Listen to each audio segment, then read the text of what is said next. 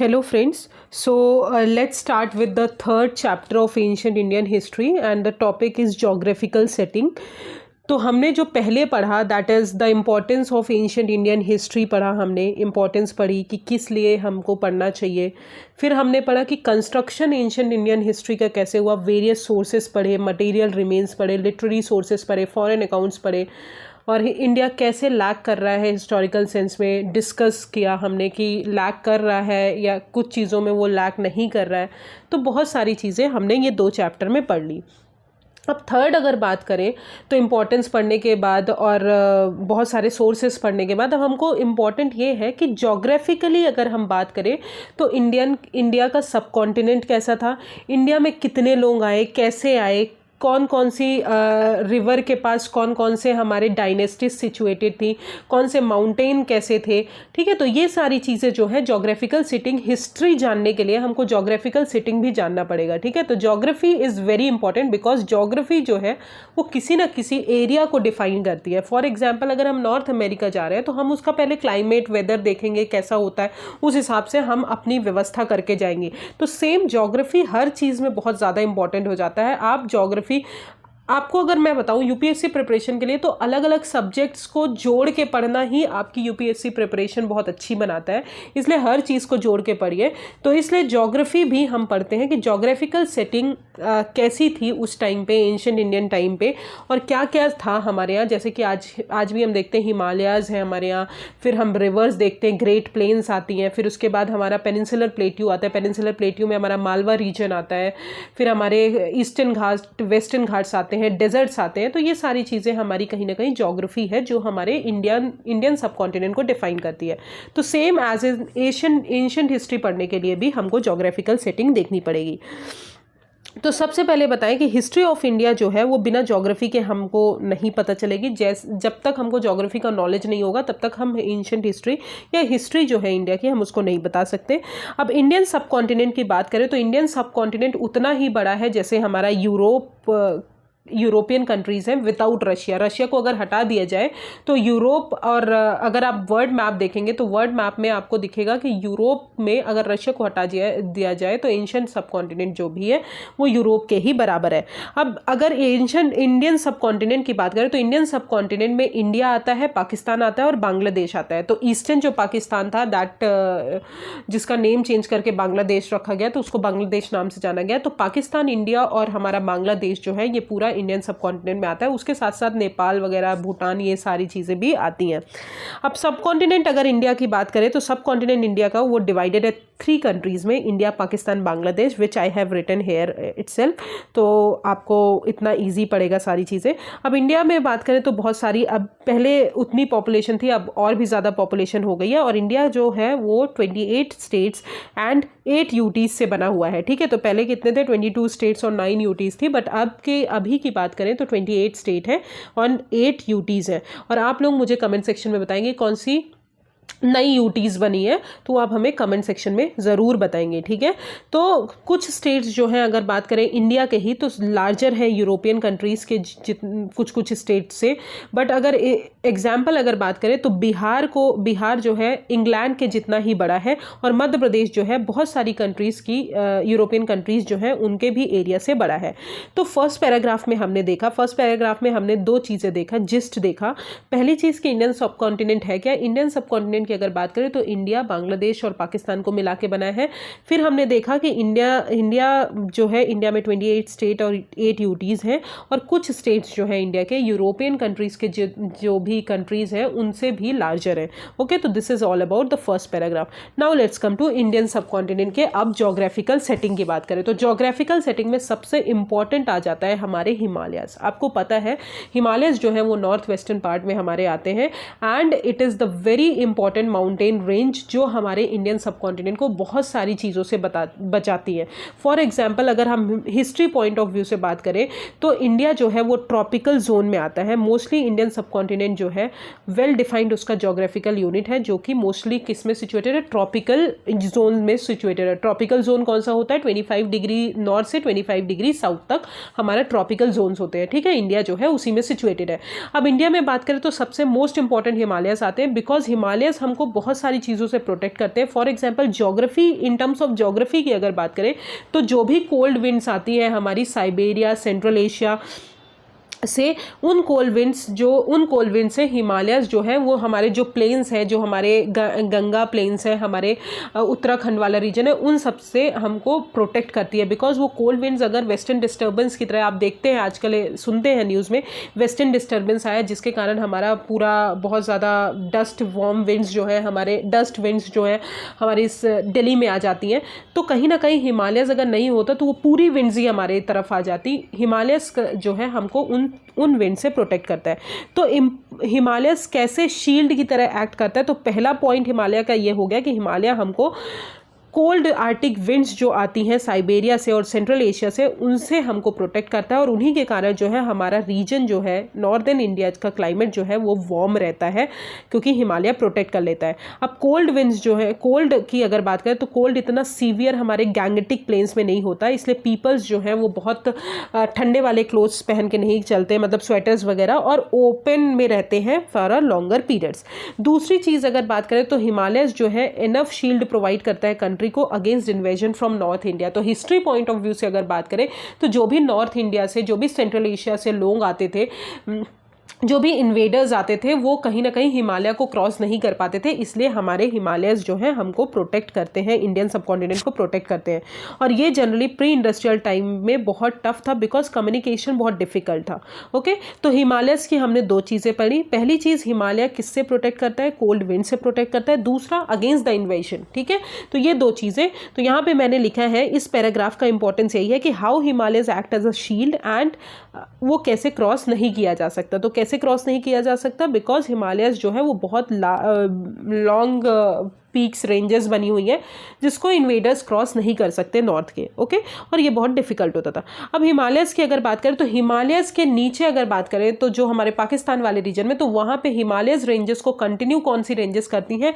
वो करती है सुलेमान रेंज। अब अगर बात करें तो हिमालय तो क्रॉस नहीं किया जा सकता, तो मतलब नॉर्थ इंडिया में कोई इधर से ज़्यादा नहीं आ सकता, बट सुलेमान रेंज हो गई और उसके बाद आती किरतार रेंज, उन दोनों को क्रॉस किया जाता है, क्रॉस किया जा सकता है बिकॉज वहाँ पे बहुत सारे पासेस दिए हुए हैं। ठीक है, फॉर एग्जाम्पल अगर बात करें तो देखिए यहाँ पे ये this is all called Himalayas, तो हिमालयस को क्रॉस नहीं किया जाता है, बट उसके बाद आता है नीचे सुलेमान रेंज, जो हिमालय के साउथवर्ड एक्सटेंशन है, उसको सुलेमान रेंज बोलते हैं। अब सुलेमान रेंज जो है वो पाकिस्तान एरिया में आता है और उसको, इसमें दो पासेस बने हैं, पहला है खाइबर पास और दूसरा है गोमल पास। तो इन दोनों पासेस से जो है हम सुलेमान रेंज को, मतलब हम इंडियन सब कॉन्टिनेंट में एंटर कर सकते हैं और हम क्रॉस कर सकते हैं। तो खाइबर और गोमल पासेस से सुलेमान माउंटेन रेंज को हम क्रॉस कर सकते हैं। अब सुलेमान माउंटेन रेंज जो है वो किरतार रेंजेस से कनेक्टेड है साउथ बलूचिस्तान में। ये देखिए किरतार रेंज, और ये भी किससे क्रॉस किया जा सकता है? बोलन पास से क्रॉस किया जा सकता है। तो हमने देखा हिमालयस जो कि किसी से क्रॉस नहीं किया जा सकता, एक्ट एज अ शील्ड की तरह एक्ट करते हैं। दूसरी चीज़, उसका साउथवर्ड एक्सटेंशन की बात करें तो सुलेमान रेंजेस आते हैं जो कि खाइबर और गोमल पासेस से क्रॉस किए जा सकते हैं, और उसके बाद आता है किरतार रेंज जो कि बोलन पासेस से भी हमारा क्रॉस किया जा सकता है। ओके, तो आई होप इट इज़ क्लियर कि आपको समझ में आ गया कि सुलेमान रेंज और जो हमारी किरतार रेंज है उनको हम क्रॉस किया जा सकता है। अब सुलेमान और किरतार रेंज की अगर बात करें तो ये जो हमारे इनमें जो पासेस बने हैं वो कहीं ना कहीं हमारे सेंट्रल एशिया और इंडिया के टू वे ट्रैफिक को दर्शाते हैं कि इन पासेस से जो है Iran, Afghanistan, Soviet central Asia से हमारे इंडिया में लोग इन्वेडर्स आते थे, इमिग्रेंट्स आते थे। उसी तरह इंडियंस जो है, इंडिया के लोग भी हमारे उसी पासेस से बाहर जाते थे। अब अगर बात करें एकदम नॉर्थ वेस्ट की बात करें तो वहाँ पे हिंदू कुश है, वेस्टवर्ड एक्सटेंशन की अगर बात करें तो this is called Hindu Kush region Afghanistan के पास। तो ये हिंदू कुश रीजन की अगर बात करें तो हिंदू कुश जो है वो वेस्टवर्ड एक्सटेंशन है हमारे हिमालयस का, और ये कहीं ना कहीं कल्चरल कॉन्टेक्ट और ट्रेड जो है हमारे इंडिया और सेंट्रल एशिया के बीच में दर्शाता है कि सेंट्रल एशिया और इंडिया के बीच में उस टाइम पे कैसे ट्रेड थे, क्या चीज़ें थी वेस्ट एशिया के बीच में। तो वो सारी चीज़ें हमको बताता है कि हम हिंदू कुश रीजन से भी ट्रेड वगैरह क्रॉस करते थे। तो this is all about the Himalayas. तो हिमालयस में हमने पहली चीज़ क्या देखी कि हिमालयस कैसे शील्ड की तरह एक्ट करता है। फिर हमारे कुछ रेंजेस देखी कि कैसे क्या रेंजेस है। पहली रेंज है सुलेमान रेंज, दूसरी है किरतार रेंज, और सबसे नॉर्थ वेस्टर्न पार्ट में है हमारी हिंदू कुश रेंज। अब आते हैं हिमालयस में ही, तो कुछ कुछ वैलीज़ बनी है हिमालयस में। वैलीज़ जो है वो है हमारी कश्मीर और नेपाल की वैली। तो यहाँ पे आप देख सकते हैं, for example this is all about Himalayas के बीच में ये हमारा कश्मीर का वैली है जो कि हमारा लाइनिंग शेड है, और यहाँ पे आप देख सकते हैं कि नेपाल है। ठीक है, तो ये वाला रीजन जो है हमारा नेपाल है। यहाँ पे ये देखिए NEPAL लिखा है, तो this region is called as Nepal. तो दीज टू वैलीज जो हैं वो हमारी हिमालयस के बीच में आती हैं। अब दोनों वैलीज़ की अगर बात करें तो वैली जो है कश्मीर की वो बहुत इंपॉर्टेंट वैली हो जाती है, बिकॉज यहाँ के पीपल्स जो हैं जनरली विंटर बहुत ज़्यादा होने के कारण, ठंड ज़्यादा होने के कारण प्लेन्स में जो है जब भी विंटर आता है तो प्लेन्स में आ जाते हैं, और जब भी समर आता है तो प्लेन्स के लोग जो है हमारे कश्मीर चले जाते हैं। अब इकोनॉमिक और कल्चरल इंटरेक्शन जो है वैली और प्लेन्स का बना रहता है, और ये जो है इम्पॉर्टेंट सोर्स है बुद्धिज़्म का। बहुत सारे सेंट्रल एशिया के जो भी एडजेसेंट एरियाज है सेंट्रल एशिया के, वहाँ के लोग जो है एक ट्रांसमिटिंग बुद्धिज़्म को एज अ सेंटर मानते थे, बुद्धिज़्म को बहुत फॉलो करते थे, तो ट्रांसमिटिंग सेंटर जो है हमारा कश्मीर माना गया। अब दूसरा वैली की अगर बात करें तो दूसरी वैली है Nepal. It is also a very important valley. इसको भी बहुत सारे पासेस से आप क्रॉस कर सकते हो। अब अगर बात करें तो ये भी एक बहुत इंपॉर्टेंट सेंटर है संस्कृत का, बिकॉज यहाँ पे संस्कृत बहुत ज़्यादा पाया जाता है। और अगर बात करें कश्मीर वैली और हमारे नेपाल की वैली को, दोनों की बात करें तो दोनों को रिपोजिटरीज बोला जाता है संस्कृत मैन्यूस्क्रिप्ट का। ठीक है, तो संस्कृत मैन्यूस्क्रिप्ट का रिपोजिटरीज किसे बोला जाता है, नेपाल और कश्मीर वैली को। तो हमने पहले इसमें हमने पढ़ा कि कौन सी दो वैलीज़ हैं हिमालयस के अंदर।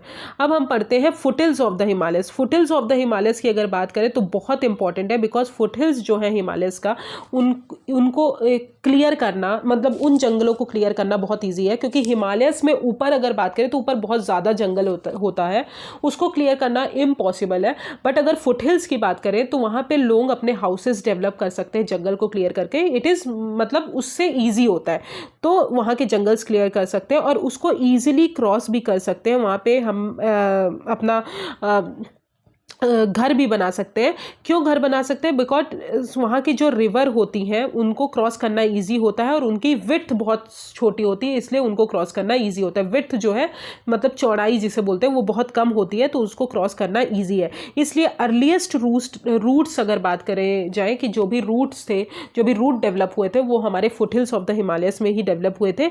वेस्ट से ईस्ट की बात करें तो सबसे पहले वेस्ट में डेवलप हुआ था, उसके बाद ईस्ट में, बिकॉज अभी हम पढ़ेंगे रिवर सिस्टम तो उसमें हम पढ़ेंगे कि ईस्ट में बहुत थिकली फॉरेस्टेड एरियाज था, तो जब तक आयरन डेवलप नहीं हुआ तब तक हम उसको क्रॉस नहीं कर सकते थे। बट हमारा जो अर्लीस्ट रूट्स था वो कहाँ से डेवलप हुआ, वेस्ट से ईस्ट। और अर्लीस्ट एग्रीकल्चर की बात करें, सेटलमेंट की बात करें तो वो 6th सेंचुरी BC में भी हमारा कहाँ पे डेवलप हुआ, सबसे पहले फुटहिल्स ऑफ द हिमालयस में, और ट्रेड रूट्स भी हमारे वहीं पर बने। तो this is all about Himalayas. I hope it is clear. Himalayas के 4-5 पॉइंट्स हैं जो हमने यहाँ पे लिखे हैं। अब हम देख लेते हैं, एक बार हम उसको समरी की तरह चेक कर लेते हैं। तो सबसे पहले आते हैं, देखिए यहाँ पे मैंने सब इंक्लूड किया है। तो सबसे पहले आते हैं हिमालयस। हिमालयस में हमने सबसे पहला what is the importance of Himalayas. पहली चीज़ कि वो हमारे कंट्री को प्रोटेक्ट करता है अगेंस्ट द कोल्ड विंड। दूसरी चीज़ कि हमारे इन्वेडर्स जो है उनको, उनके अगेंस्ट जो है इन्वेजन जो है नॉर्थ से होते हैं, उनको भी उनके अगेंस्ट एज अ शील्ड की तरह वर्क करता है। फिर हमने कुछ कंटिन्यूस रेंजेस देखी, जैसे कि सुलेमान रेंज जो कि किससे पास किया जाता है, खैबर पास और गोमल पास से। फिर किरतार रेंज देखा जिसको बोलन पास से पास किया जाता है। फिर हिंदू कुश रीजन देखा जो कि ट्रेड और कल्चर कॉन्टेक्ट बनाता है इंडिया और सेंट्रल एशिया वेस्ट एशिया के बीच में। ओके, तो these all the ranges. Next हमने पढ़ा व्हाट आर द वैलीज जो हमारे हिमालयस में आती हैं। तो पहली आती है कश्मीर वैली, दूसरी आती है नेपाल। दोनों ही बहुत सारे पासेस से क्रॉस किए जा सकते हैं। अब कश्मीर वैली की बात करें तो विंटर में हमने देखा कि प्लेन्स में लोग चले जाते हैं और समर में कश्मीर लोग जाते हैं, प्लेन्स के लोग, और ये ट्रांसमिटिंग सेंटर है बुद्धिज़्म का।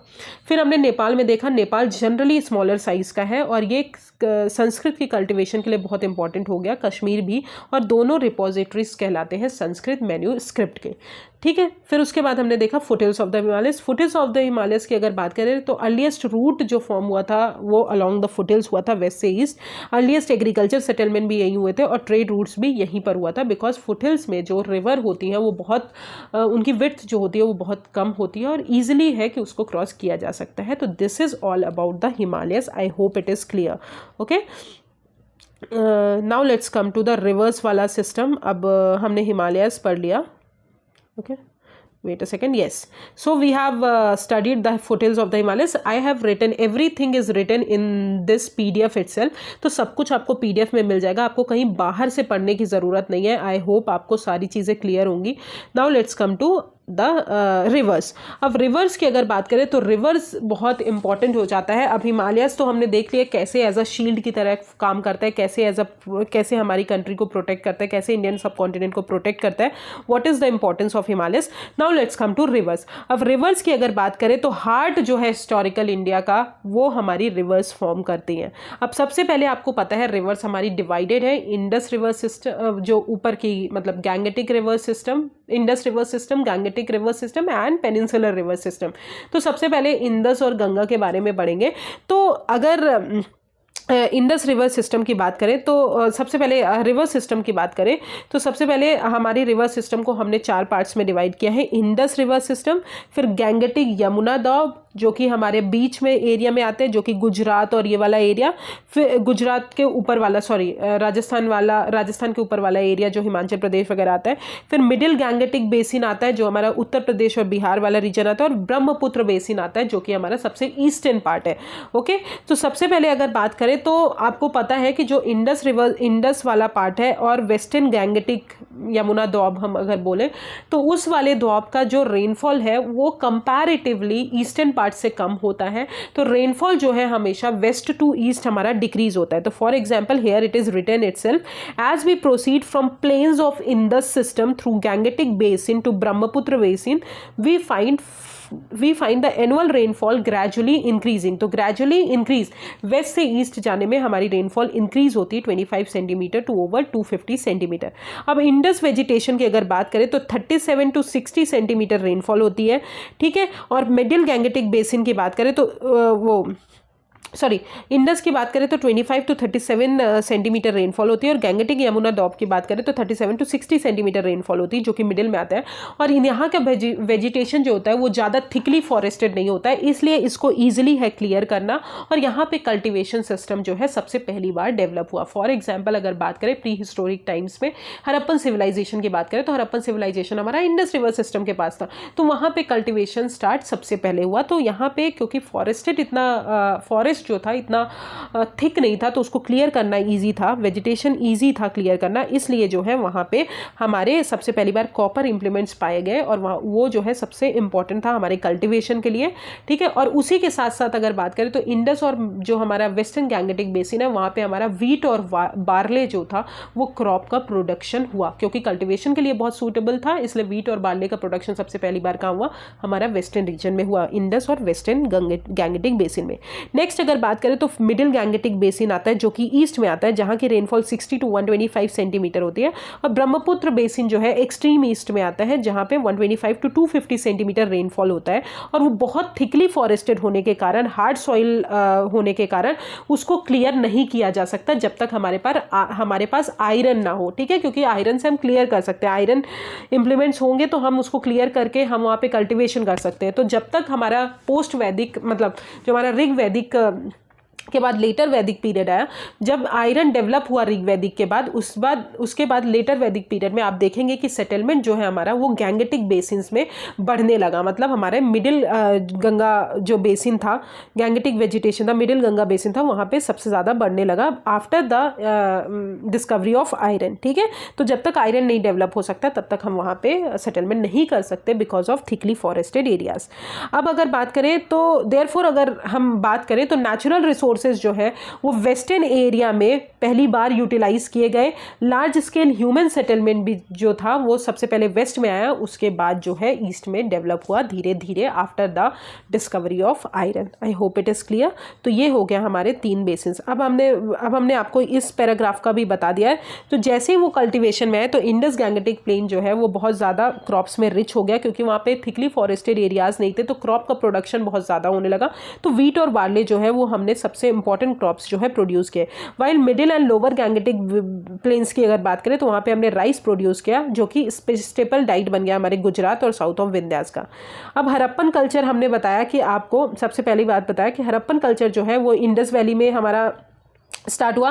फिर वेस्टर्न गंगा में वैदिक कल्चर स्टार्ट हुआ, हमने बोला। फिर 6th सेंचुरी BC में हमारा आयरन डेवलप हुआ, तो आयरन जो है, आयरन डेवलप होने के कारण लेटर वैदिक सिविलाइजेशन जो है हमारा कहाँ स्टार्ट हुआ, मिडिल गैंगेटिक बेसिन में। और ब्रह्मपुत्र की बात करें तो ये जो है यहाँ पे आसाम जो है, ये आसाम वाले एरिया को कवर करते हैं, तो ये जो है मिडिवल टाइम्स में ज़्यादा फ्लरिश्ड हुआ। अब इम्पॉर्टेंट पावर्स जो है, ये इम्पॉर्टेंट पावर्स जितनी भी आई वो सारी चीज़ें वहीं पर सेटल्ड हुई जो हमारी रिवर सिस्टम के आजू बाजू है, बिकॉज रिवर्स कहीं ना कहीं हमारे फर्टिलिटी को दिखाती हैं। Okay, so Ganga Yamuna Doab prove to be most coveted and contested area. Okay, now let's come to what is the importance of rivers. तो हमने सबसे पहले पढ़ लिया कि रिवर्स जो है वो 4 सिस्टम में हमने डिवाइड किया रिवर्स को। नॉर्दर्न रिवर्स को इंडस रिवर सिस्टम, फिर वेस्टर्न गैंगेटिक यमुना द्वाब, फिर middle Gangetic basin and then Brahmaputra basin, और उसके हमने कुछ इंपॉर्टेंट पॉइंट्स पढ़े। अब रिवर्स जो है इंपॉर्टेंट सेंटर की तरह सर्व करता है। तो what is the importance of rivers? तो पहला इंपॉर्टेंस यही है कि कॉमर्स एंड कम्युनिकेशन बहुत ज़्यादा रिवर के कारण पॉसिबल हुआ। बिकॉज आप देखते हैं अभी एंशियंट टाइम, अभी मॉडर्न टाइम्स में आप देखते हैं कि रोड्स, और जो हमारी रोड्स हो गई, हमारी रेलवेज़ हो गई, हमारी एयरप्लेन्स हो गई, ये जो है इंपॉर्टेंट कम्युनिकेशन सेंटर है, इंपॉर्टेंट ट्रेडिंग सेंटर है, इंपॉर्टेंट ट्रेडिंग सेंटर नहीं बोलेंगे, ट्रेडिंग के लिए इम्पॉर्टेंट एक हमारा वे है कि हम इससे जो है ट्रेड कर सकते हैं, रेलवे से ट्रेड कर सकते हैं, एक जगह से दूसरी जगह रेलवे से जा सकता है, ट्रेन से जा सकता है, एयरप्लेन से जा सकते हैं। बहुत सारे ऐसे हमारे कंपनीज़ हैं जो बहुत सारी चीज़ें ट्रांसफ़र करती हैं by a plane, through a train and then through a road से हमारी बहुत सारी चीज़ें ट्रांसफ़र होती है। अभी के ज़माने में है, बट पहले के ज़माने में इतनी कनेक्टिविटी नहीं होती थी, तो रिवर को जो है वो मेन सोर्स सोचा जाता था कॉमर्स और कम्युनिकेशन के लिए। ठीक है, क्योंकि हमारे जो मेन थे जो भी पीपल थे, वो हमारे जो भी मटेरियल उनको भेजना है, जो भी पीपल को ट्रैवल करना है, वो बाय अ बोट जो है बोट से ट्रैवल करते थे, जहाज़ से ट्रैवल करते थे, और ये कहीं ना कहीं मिलिट्री और कमर्शियल ट्रांसपोर्ट को बढ़ाया। एविडेंटली अगर बात करें तो एग्जांपल अगर दे तो अशोका के जो स्टोन पिलर्स थे वो थ्रू अ बोट के थ्रू ट्रांसफ़र किए जाते थे different parts of the country में, कि वो धम्म को हमारे प्रोपोगेट करें। अब इम्पॉर्टेंस जो है रिवर्स का कम्युनिकेशन सिस्टम के लिए अभी तक तब तक था जब तक ईस्ट इंडिया कंपनी आई। ईस्ट इंडिया कंपनी आने के बाद बहुत सारे डेवलपमेंट हुए रोड्स और रेलवेज में। ओके, फर्दर अगर बात करें तो रिवर्स जो है वो हमारे नेबरिंग एरियाज़ को और हमारे जो एरियाज़ हैं सराउंडिंग द रिवर्स उनको फर्टाइल बनाती है। ठीक है, फर्टाइल बनाने के साथ साथ फॉर एग्जांपल फर्टाइल बनाती है, तो इसके कारण हमारा कल्टीवेशन सिस्टम, हमारे लोगों का रहने का हाउसेस जो है रिवर के अराउंड ही बनते हैं। और most of the important centre अगर एग्जाम्पल की बात करें तो मोस्ट ऑफ द कैपिटल्स जो है वो अराउंड द रिवर सिचुएटेड है, जैसे कि हस्तिनापुर हो गया, प्रयाग हो गया, वाराणसी हो गया, पाटलिपुत्र हो गए, ये सारे हमारे रिवर्स के आसपास ही सिचुएटेड है। बट अगर बात करें रिवर्स का ड्रॉबैक भी है कि वो भले सराउंडिंग एरियाज को फर्टाइल बनाते हैं बट उसके साथ साथ उसको फ्लड भी कर देते हैं। तो बहुत सारे टाउन्स और विलेजेस जो हैं वो हमारे हैवी फ्लड्स के कारण जो है बह चुके हैं और वो अभी अब हमको नहीं मिलते। Okay, so this is all about the importance of rivers. Now let's come to last importance of rivers, very important because it serves as a political and cultural boundaries. Very important point, because अभी हम देखेंगे political और cultural boundaries कैसे हमको दिखाते हैं। तो सबसे पहली बात, पॉलिटिकल और कल्चरल बाउंड्रीज की बात करें तो ईस्टर्न पार्ट की बात करें तो ईस्टर्न पार्ट को पहले के उसमें ईस्टर्न एरिया जो था, उड़ीसा वाला रीजन जो था, उसको हम कलिंगा बोलते थे। क्या बोलते थे? कलिंगा बोलते थे। आपने पढ़ा होगा Kalinga school of architecture, very important because मैंने PT 365 कल्चर में पढ़ाया है। तो कलिंगा जो है कौन से वाले रीजन को बोला जाता है? उड़ीसा वाले रीजन को। अब ये हमारे रिवर्स के आसपास सिचुएटेड है। तो उड़ीसा अगर बात करें कलिंगा वाला रीजन, तो महानदी इसके नॉर्थ में फ्लो करती है और हमारी गोदावरी जो है इसके साउथ में फ्लो करती है। सिमिलरली अगर बात करें तो उड़ीसा से नीचे आएंगे तो हमारा आंध्र प्रदेश रीजन आता है। इंडिया का मैप आप प्लीज़ सामने रखिएगा जब आप ये पढ़िए, अदरवाइज आपको समझ में नहीं आएगा। बल्कि मैंने डायग्राम बनाया है, मैं आपको लास्ट में बताऊंगी ये रिवर्स कंप्लीट होने के बाद। ठीक है, तो सबसे पहले कलिंगा की अगर बात करें तो उड़ीसा वाला रीजन है और महानदी इसके नॉर्थ में फ्लो करती है, गोदावरी इसके साउथ में। फिर आंध्र प्रदेश की बात करें तो आंध्र प्रदेश जो है गोदावरी इसके नॉर्थ में है और कृष्णा इसके साउथ में। अब आंध्र प्रदेश वाले रीजन में तो हमने देखा उड़ीसा वाले रीजन में कलिंगा डेवलप हुआ। फिर हमारे आंध्र प्रदेश वाले रीजन में जो हमारी डायनेस्टीज डेवलप हुई वो हमारी थी सातवाहंस, वेरी इंपॉर्टेंट डायनेस्टी सातवाहंस। ठीक है, फिर उसके बाद अगर बात करें तो फाइनली अगर बात करें तो तमिलनाडु वाला जो रीजन है, हमारे आंध्र प्रदेश के बाद तमिलनाडु आता है, तमिलनाडु वाले रीजन में कृष्णा जो है उसके नॉर्थ में फ्लो होती है, कावेरी उनके साउथ में। तो यहाँ पे चोला डायनेस्टी डेवलप हुई थी, बहुत इंपॉर्टेंट थी। और कावेरी डेल्टा की अगर बात करें तो वैगई रिवर इसके नॉर्थ में फ्लो होती है और पेन्नार रिवर जो है साउथ में, और इसी के बीच में हमारी चोला पावर जो है बहुत इंपॉर्टेंट जो डायनेस्टी थी वो डेवलप हुई।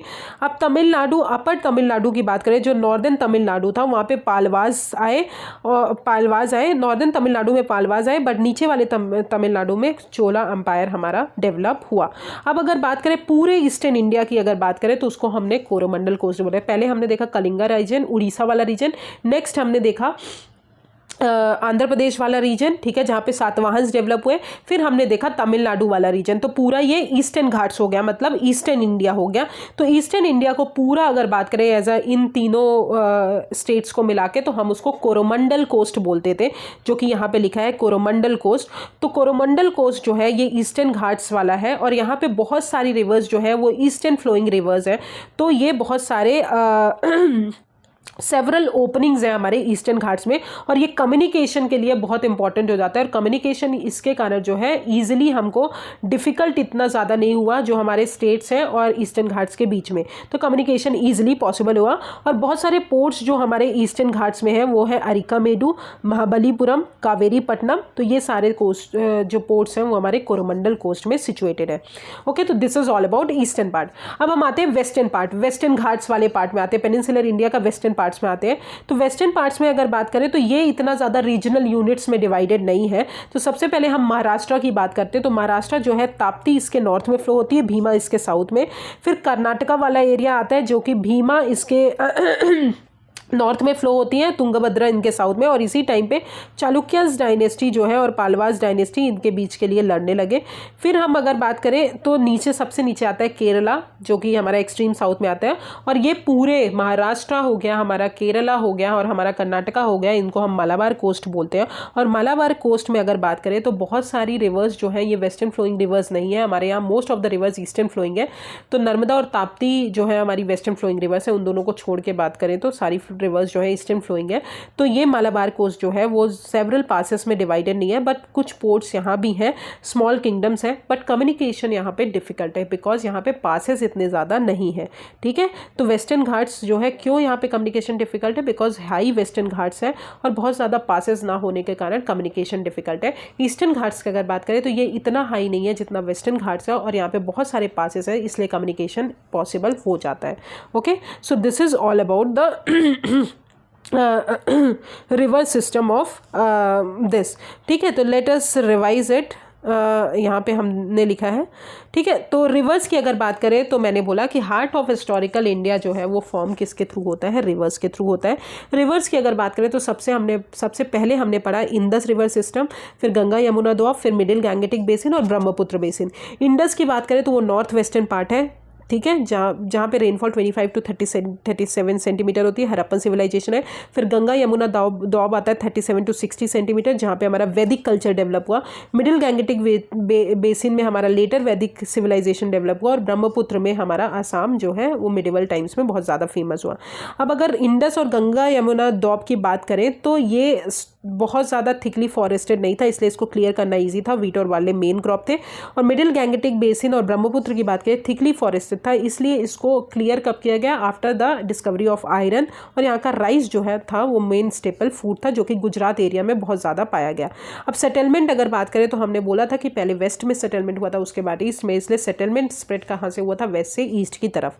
अब फिर हमने पढ़ा इंपॉर्टेंस क्या है रिवर्स का। तो इंपॉर्टेंस क्या है कि arteries of commerce and communication है, जैसे कि स्टोन पिलर अशोका का बोट के थ्रू ट्रैवल किया जाता था। नेबरिंग एरियाज़ और उनको फर्टाइल बनाता है, जैसे कि हस्तिनापुर, प्रयाग, वाराणसी, इन सारे जो हमारी कैपिटल्स हैं वो हमारी रिवर बैंक पे सिचुएटेड है। नेक्स्ट हमने पढ़ा कि हमारे रिवर जो हैं वो कैसे पॉलिटिकल और कल्चरल बाउंड्रीज शो करती हैं। तो ये हम मैप के थ्रू हमने वहाँ पे मैप नहीं बनाया, इसलिए मैंने यहाँ पे बनाया। तो सबसे पहले उड़ीसा वाला रीजन, उड़ीसा जो है कलिंगा ईस्टर्न पार्ट बोलते हैं, महानदी नॉर्थ में, गोदावरी साउथ में। फिर आंध्र प्रदेश वाले रीजन की बात करें तो गोदावरी नॉर्थ में, कृष्णा कृष्णा साउथ में, यहाँ पे सातवाहन और उनके सक्सेसर्स आए। तमिलनाडु वाले कोस्ट में कृष्णा नॉर्थ में है, कावेरी साउथ में, और वैगई रिवर यहाँ पे चोला पावर डेवलप हुई। और इस पूरे पावर को अगर बात करें तो ये देखिए हमने लिखा है कोरोमंडल कोस्ट बोलते हैं। ये इतना हाई नहीं है बिकॉज बहुत सारी ओपनिंग है, ईस्टर्न फ्लोइंग रिवर है, और कम्युनिकेशन यहाँ पे डिफिकल्ट नहीं है उसी के कारण, क्योंकि यहाँ पे नंबर ऑफ पासेस बहुत ज़्यादा है और इतना हाई नहीं है। और पोर्ट सिटीज़ लाइक अरिकामेटू, महाबलीपुरम और कावेरीपट्टनम यहीं पर सिचुएटेड है। नेक्स्ट अगर बात करें तो फिर महाराष्ट्र की, तो महाराष्ट्र की बात करें तो ताप्ती नॉर्थ में है, भीमा साउथ में है। फिर कर्नाटका की बात करें तो भीमा और अपर कृष्णा नॉर्थ में, तुंगभद्रा साउथ में, और केरला आता है, ठीक है। और इस पूरे रीजन को हम मलाबार कोस्ट बोलते हैं। ये बहुत हाई होने के कारण और नंबर ऑफ पासेस ज़्यादा ना होने के कारण हमारा जो कम्युनिकेशन है यहाँ पे बहुत डिफिकल्ट है। Okay, so this is all about the हमारी rivers. Now let's come to the desert वाला पार्ट अब हम पढ़ते हैं। Okay, I hope it is clear, आपको कोई प्रॉब्लम नहीं हो रही होगी, ठीक है। Now let's come to okay, so we have know about Himalayas कैसे हैं और हमारी रिवर्स के बारे में। Now let's come to desert वाले पार्ट। तो डेजर्ट वाले पार्ट में अगर बात करें तो इंडस और गैंगेटिक सिस्टम जो है नॉर्थ में आता है, आपको पता है। विंध्यास माउंटेन हमारे साउथ में आते हैं और उनके बीच में एक बहुत बड़ा लैंड है, बहुत ज़्यादा बड़ा लैंड है, ठीक है। और वो 2 यूनिट्स में डिवाइडेड है, divided by the Aravalli mountains, तो ठीक है। तो अगर बात करें सबसे पहले, so this is Indus river system, this is Ganga, okay. यहाँ पे विंध्यास है, तो यहाँ पे ये जो येलो से लाइन हमने बनाई है दिस इज कॉल्ड अरावलीज। अब अरावलीज का वेस्टर्न और ईस्टर्न पार्ट भी आता है, क्योंकि ये 2 पार्ट में डिवाइडेड है, 2 पार्ट में लैंड जो है डिवाइड कर दिया है। तो एरिया जो वेस्ट अरावलीज में आता है उसको हम बोलते हैं थार डेजर्ट। जो वेस्टर्न अरावलीज में आता है, देखिए ये येलो कलर से जो बना है दैट इज अरावलीज, और उसके वेस्टर्न पार्ट में हमारा थार डेजर्ट आता है। और थार डेजर्ट के साथ साथ वहाँ पे वेस्टर्न कुछ पार्ट जो है राजस्थान एरिया का भी आता है। और थार डेजर्ट इतना ज़्यादा डेजर्ट होने के कारण लोग पीपल वहाँ पे सिचुएटेड, ह्यूमन सेटलमेंट पॉसिबल नहीं है, इम्पॉसिबल है, और वहाँ पे कल्टीवेशन भी इम्पॉसिबल है। बट कुछ डेजर्ट्स में कुछ ओआसिस हैं जो कि फर्टाइल हैं और डेजर्ट में स्कैटर्ड है, इसलिए उतना ज़्यादा नहीं पता चलता। अब हम उसके ईस्टर्न पार्ट की बात करें तो जो साउथ ईस्टर्न राजस्थान है वो बहुत इंपॉर्टेंट है और वो हमारी फर्टाइल रीजन है, और वहाँ पे खेतरी कॉपर माइंस पाए जाते हैं, जिसके कारण वहाँ पे ह्यूमन सेटलमेंट बहुत ज़्यादा हुआ, बिकॉज लोगों को मेटल्स की ज़रूरत पड़ी, इंडस्ट्रीज़ की ज़रूरत पड़ी, इसलिए कॉपर जो है वो फर्स्ट मेटल हमारे इंडिया में यूज़ हुआ था। तो कॉपर माइंस के कारण वहाँ पे ह्यूमन सेटलमेंट पॉसिबल हुआ। अब उसके नीचे आएंगे तो गुजरात वाला रीजन आएगा। अब गुजरात जो रीजन है वो बहुत फर्टाइल है, बिकॉज बहुत सारी रिवर्स वहाँ से फ्लो होती हैं, जैसे कि नर्मदा हो गई, ताप्ती, माही और साबरमती, ठीक है। और गुजरात में एक काठियावाड़ पेनिनसुला है जो कि लेस रेनी रीजन है, और गुजरात जो है वो कोस्टल एरिया होने के कारण वहाँ पे कम्युनिकेशन बहुत ज़्यादा पॉसिबल है। पोर्ट सिटीज़ सबसे ज़्यादा है, सेवरल हार्बर्स है, इसलिए फॉरेन ट्रेड जो है वहाँ पे बहुत ज़्यादा पड़ा, और वो एंटरप्राइजिंग स्टेट्स की तरह जाना गया कि गुजरात जो है एक एंटरप्राइजिंग स्टेट है। Okay, so this is all about हमारे जो गुजरात और हमारा जो डेजर्ट्स हो गए, डेजर्ट्स हमने पढ़ लिया। नेक्स्ट अगर बात करें तो अब विंध्यास की साउथ ऑफ गंगा यमुना द्वाब की बात करें, उसके बाद जो है हमारा चंबल जो है हमारी नॉर्थ वेस्ट में फ्लो होती है, सोन रिवर हमारी ईस्ट में फ्लो होती है, और विंध्यास और नर्मदा रिवर जो है वो साउथ में है। अब इन्हीं के बीच में एक और स्टेट लाई करता है जो कि मध्य प्रदेश है, और वो बहुत इंपॉर्टेंट स्टेट है, और इसका नॉर्दर्न पार्ट जो है वो बहुत फर्टाइल है, ठीक है। मध्य प्रदेश जो है लार्जेस्ट स्टेट है हमारे कंट्री का, एंड कैन बी ब्रॉडली इसको 2 पार्ट्स में डिवाइड किया है, eastern part and western part. अब ईस्टर्न पार्ट की बात तो ईस्टर्न पार्ट जो है वो जनरली विंध्यास माउंटेन से कवर्ड है, इसलिए वहाँ पे सेटलमेंट इतना पॉसिबल नहीं है। बट वेस्टर्न पार्ट्स की बात करें तो वेस्टर्न पार्ट को मालवा रीजन बोला जाता है, और बहुत सारे वॉर जो है, बहुत सारी लड़ाइयाँ जो है उस मालवा रीजन को कंट्रोल करने के लिए लड़ी गई, बिकॉज मालवा रीजन में एक बहुत इंपॉर्टेंट स्टेट था दैट इज़ गुजरात, और गुजरात में पोर्ट्स बहुत ज़्यादा थे, इसलिए पीपल का ट्रांसफ़र, कम्युनिकेशन का ट्रांसफ़र, ट्रेड हमारा सबसे ज़्यादा गुजरात में हो पाता था, और वो मालवा रीजन में आता था, इसलिए मालवा रीजन के लिए बहुत ज़्यादा लड़ाई हुई, ठीक है। तो Malwa served as a important hinterland for Gujarat ports, and many wars were fought between the Deccan and northern powers of the position of Malwa and Gujarat. अब फॉर एग्जाम्पल अगर बात करें तो साकास और सातवाहन्स ने लड़ाई की थी 1st और 2nd सेंचुरी में, फिर मराठास और राजपूत आए थे 18th सेंचुरी में। Okay, so this is all about हमारा मध्य प्रदेश। मध्य प्रदेश 2 पार्ट्स में डिवाइडेड है, हमने पढ़ा वेस्टर्न पार्ट और ईस्टर्न पार्ट। ईस्टर्न पार्ट में हमारा विंध्यास रेंज था तो उतना इंपॉर्टेंट नहीं हुआ, बट वेस्टर्न पार्ट्स में हमारा मालवा रीजन था और गुजरात पोर्ट था, तो उसको कंट्रोल करने के लिए बहुत ज़्यादा लड़ाइयाँ लड़ी गई। Okay, so I hope it is clear. ये आपको ये पार्ट क्लियर हो गया होगा। Now let's come to this part. अब अगर बात करें तो हमने पढ़ा रिवर्स हो गई, माउंटेन्स हो गए, हमारे बहुत सारे प्लेट्यूज हो गए, डेल्टाज हो गए, डेजर्ट्स हो गए। ये कहीं ना कहीं इनको कंट्रोल करने के लिए बहुत सारी एडमिनिस्ट्रेटिव पावर, बहुत सारी डायनेस्टीज आई और हर डायनेस्टी अपना कल्चर लेकर आई, अपना खुद ओन स्टाइल ऑफ लाइफ और लैंग्वेज लेकर आई। बट नॉर्दर्न और वेस्टर्न पार्ट में बात करें तो इंडो आर्यंस बहुत फेमस हुए और उसके बाद धीरे धीरे संस्कृत हमारा लैंग्वेज एज अ लैंग्वेज बहुत फेमस हुआ। Okay, so this is all about हमारा मध्य प्रदेश वाला region and all this region. Now let's come to Vindhyas mountain. अब कुछ विंध्यास माउंटेन के बारे में देख लेते हैं। तो विंध्यास माउंटेन्स की अगर बात करें तो विंध्यास माउंटेन्स जो है वो वेस्ट टू ईस्ट बना हुआ है। यहाँ पे जैसे कि हमने बनाया वेस्ट से ईस्ट है विंध्यास माउंटेन और इसके नॉर्थ में हमारे आर्यन पीपल रहते थे, नॉर्थ वेस्टर्न पार्ट में, और नीचे अगर बात करें विंध्यास के साउथ में हमारे द्रविडियन पीपल रहते थे। ठीक है, जो हमारे साउथ इंडिया में तो रहते थे। ठीक है, अब अगर बात करें कोस्टल एरियाज़ की, वेस्टर्न घाट्स और ईस्टर्न घाट्स की, वेस्टर्न घाट्स और ईस्टर्न घाट्स जो है वो जनरली ट्रेडर्स और सेटलर्स जो थे वो उनके लिए रहने के लिए बहुत इंपॉर्टेंट था, बिकॉज वो कम्युनिकेशन और ट्रेड ज़्यादा एज अ काम की तरह वर्क की तरह यूज़ करते थे। तो ट्रेडर्स जो थे वो सबसे ज़्यादा वेस्टर्न घाट्स और ईस्टर्न घाट्स में रहते थे। अब विंध्यास जो है वो कहीं ना कहीं बैरियर्स की तरह काम नहीं करता, बट इम्पॉर्टेंट कल्चर और लैंग्वेज का जो ट्रांसमिशन था वो बहुत ज़्यादा पॉसिबल हो पाया। इसलिए कंपोजिट कल्चर के लिए हमारा विंध्यास और ईस्टर्न घाट्स और वेस्टर्न घाट्स बहुत इंपॉर्टेंट हो गए।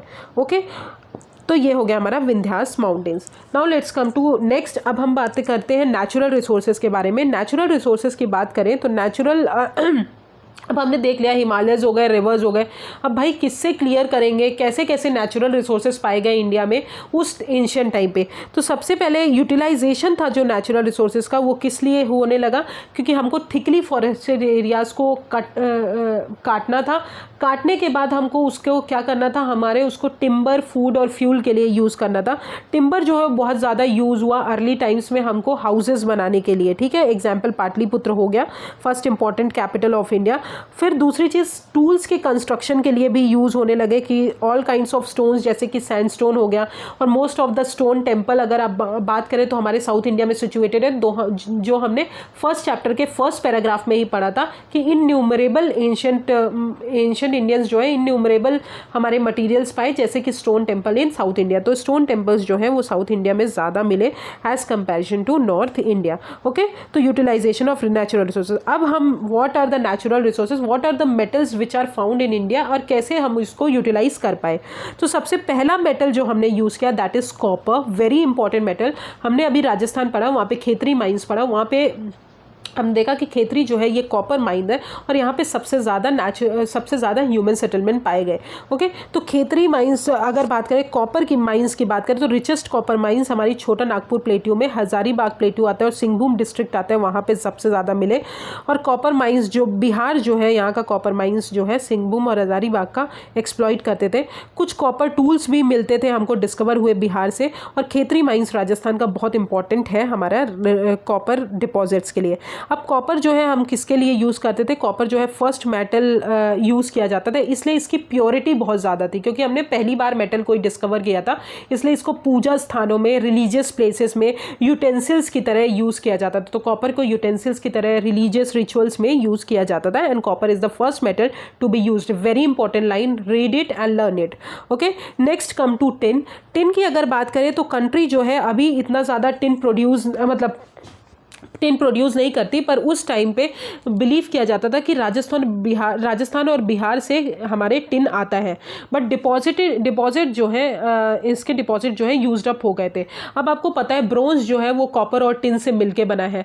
आपको पता है हड़प्पन सिविलाइजेशन के टाइम पे हमारे ब्रोंज आइटम्स बहुत ज़्यादा यूज़ में आए, बट इतना ज़्यादा टिन ना होने के कारण इतना ज़्यादा हम ब्रोंज भी नहीं यूज़ कर सकते थे। ठीक है, बिकॉज हमारे पास कॉपर तो था पर टिन इतना ज़्यादा नहीं था। तो टिन जो है हड़प्पन जो थे वो पॉसिबली अगर बात करें तो टिन जो है वो अफगानिस्तान, राजस्थान से ले आते थे और उसको ब्रोंज टूल्स में कन्वर्ट करते थे। और ब्रोंज टूल्स की अगर बात करें तो हड़प्पन सिविलाइजेशन में कंपेयर करें अगर वेस्टर्न एशिया, इजिप्ट और क्रीट से, तो वहाँ से सबसे कम ब्रोंज टूल्स जो है हड़प्पन यूज़ करते थे। ठीक है, और बहुत छोटे थे और स्मॉलर परसेंटेज था उनमें टिन में। तो इंडिया के पास अगर बात करें तो देयरफॉर कोई भी प्रॉपर ब्रोंज एज नहीं था। ठीक है, याद रखिएगा, ये बहुत इंपॉर्टेंट लाइन है। और बहुत सारे फिर उसके बाद धीरे धीरे जैसे ही क्रिश्चियन एरा स्टार्ट हुआ तो इंडिया ने अपना कनेक्शन डेवलप किया बर्मा मलाया के साथ, जहाँ पे बहुत ज़्यादा टिन था, और उसके बाद हम बहुत ज़्यादा लार्ज स्केल में ब्रोंज आइटम्स यूज़ करने लगे। अब आते हैं आयरन ओर्स की बात करें तो आयरन ओर्स कहाँ पाए गए? हमारे साउथ बिहार, ईस्टर्न मध्य प्रदेश और कर्नाटका में, जो कि हमारे किस लिए यूज़ होते हैं? फॉरेस्ट को क्लियर करने के लिए, जंगल को क्लियर करने के लिए, डीप और रेगुलर कल्टिवेशन के लिए, और वॉर के लिए यूज़ करते हैं, लड़ाइयों के लिए हम आयरन ओर यूज़ करते थे। 6th सेंचुरी बीसी में हमारा आयरन डेवलप हुआ, तो आयरन हमको कहाँ कहाँ मिला, किस किस चीज़ के लिए यूज़ करते थे। अब फॉर्मेशन जो है आयरन का, वो उसके कारण जो है मगध अंपायर सबसे पहला अंपायर डेवलप हुआ, बहुत इंपॉर्टेंट था। और आयरन जो है यूज़ किया गया अवंती को बनाया गया, जिसकी कैपिटल उज्जैन बनी। फिर सातवाहन जो है आंध्र प्रदेश और कर्नाटका में आयरन को यूज़ करके अपना किंगडम डेवलप किए। फिर लेड की अगर बात करें तो लेड जो है वो आंध्र प्रदेश में मिला, और आंध्र प्रदेश में अगर बात करें तो लेड कॉइन्स मिले। और एग्जाम्पल अगर बात करें तो सातवाहन के टाइम पे जो है आंध्र प्रदेश और महाराष्ट्र वाले रीजन में लेड कॉइन्स बहुत ज़्यादा मिले। फिर आते हैं सिल्वर। अब सिल्वर की बात करें तो punch marked coins, very important, modern times में हम पढ़ेंगे पंच मार्क्ड कॉइन्स। तो अर्लीस्ट कॉइन्स जो थे वो हमारे पंच मार्क्ड कॉइन्स थे, और पंच मार्क्ड कॉइन्स जो है वो हमारे सिल्वर से बने हुए थे, और ये हमारे खड़गपुर हिल्स जो डिस्ट्रिक्ट है मुंगेर का, वहाँ पे मिला। At the time of Akbar जो है ये मेंशन किया गया है। तो पंच मार्क्ड कॉइन्स जो है हमारे बिहार में मिले। फिर आते हैं गोल्ड। गोल्ड की अगर बात करें तो कोल्लर फील्ड जो है कर्नाटका का, वो आज भी बहुत इंपॉर्टेंट फील्ड है जो गोल्ड के लिए फेमस है। ऐसे तो अगर बात करें तो कोई भी इंडिकेशन नहीं है कि इसका एक्सप्लॉयटेशन क्यों, कब हुआ, कैसे हुआ, क्योंकि इतना ज़्यादा टेक्नोलॉजी उस टाइम पे नहीं थी। पर कोलर जो है is consider to be earliest capital जो है गंगा किंगडम की थी ऑफ साउथ कर्नाटका में, जो डेवलप हुए थे। और मोस्ट ऑफ द गोल्ड जो है अर्लियर टाइम्स पे वो सेंट्रल एशिया और रोमन एम्पायर से लाया जाता था। Okay, so this is all about Kolar gold fields.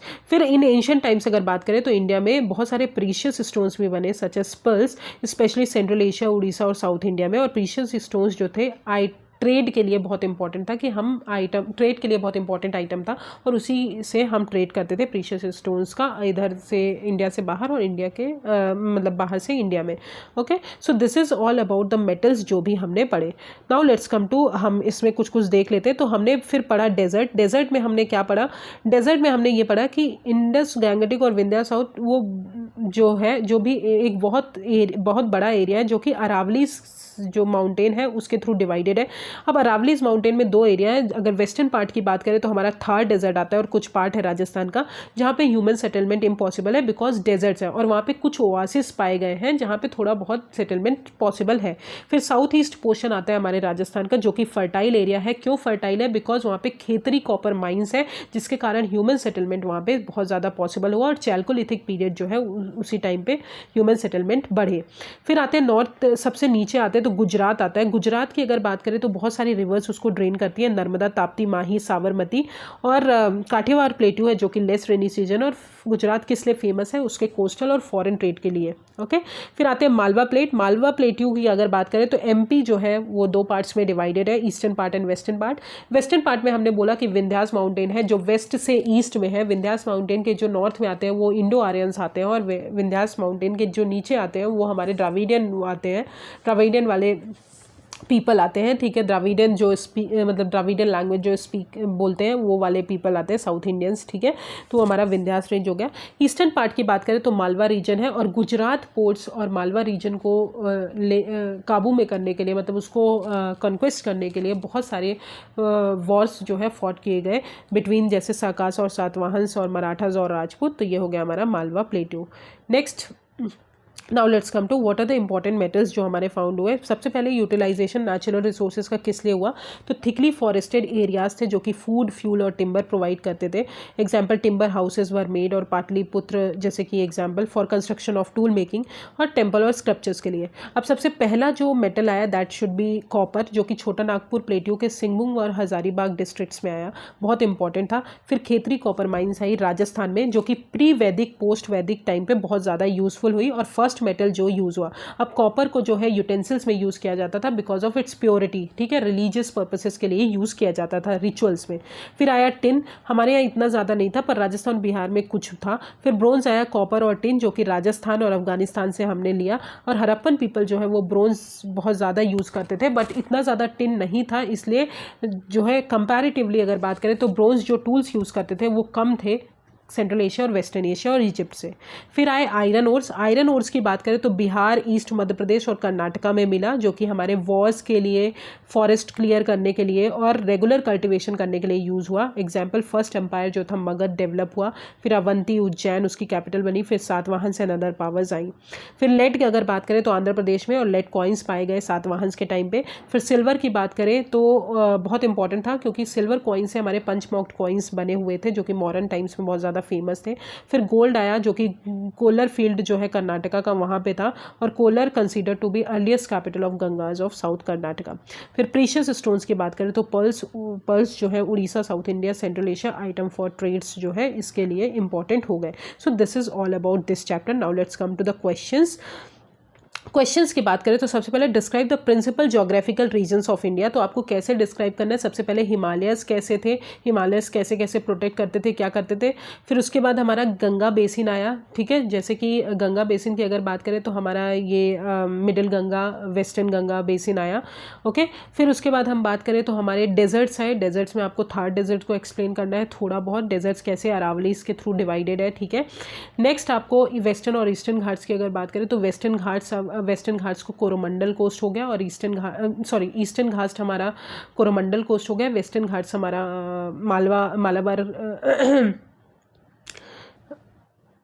Malabar coast हो गया, ठीक है। उसके बाद आपको मालवा रीजन बताना है, जो कि मध्य प्रदेश हमारा है, ठीक है। फिर नेक्स्ट क्वेश्चन है give an account of main river system of India. तो सबसे पहले नॉर्दर्न रिवर सिस्टम आ गई, इंडस आ गई, Indus river system, Ganga river system and Brahmaputra, और फिर पेनिनसुलर रिवर सिस्टम में आ गई Godavari, Krishna, Kaveri and Narmada. Next mention the important metals found in India and to what use were they put in ancient times. तो आपको पता है, जो कि मैंने यहाँ पे पूरा आंसर ही है ये इस टाइप का, तो copper, tin, bronze, iron ore, lead, silver, gold, okay. So this is the end of third chapter. I will cover the fourth chapter tomorrow. Thank you so much. If you have any problem, just comment me on the comment section. Otherwise मैंने आपको हर चीज़ पढ़ा दी है, हर चीज़ इतना ज़्यादा आपको कोई भी explain नहीं करेगा, और इन बिटवीन द लाइंस कोई नहीं पढ़ाएगा, इसलिए आप NCERT लाइन बाय लाइन पढ़िए। जो कि मैं पढ़ा रही हूँ ये एनफ है आपके चीज़ों के लिए। और आपको अगर एक्स्ट्रा पढ़ना है तो आप तमिलनाडु जो बुक आती है तमिलनाडु बोर्ड की, उससे आप कुछ पॉइंट्स जोड़ सकते हैं, बट कभी कभार बिट कंफ्यूजिंग हो जाता है, क्योंकि NCERT कुछ और बोलती है और वो कुछ और बोलती है, इसलिए आप एक सोर्स पे डिपेंडेंट रहिए। तो NCERT, बिकॉज NCERT को एज अ ऑथेंटिक सोर्स हमारी UPSC भी मानती है, ठीक है। इसलिए आप प्लीज़ आप इसको बहुत अच्छे से पढ़िए और लोगों को रिकमेंड करिए कि वो पढ़ें। मैं ऐसे ही आपको ये पूरे NCERTs कंप्लीट करवा दूंगी। Thank you so much. If you have any problem just comment me on the comment section. Thank you.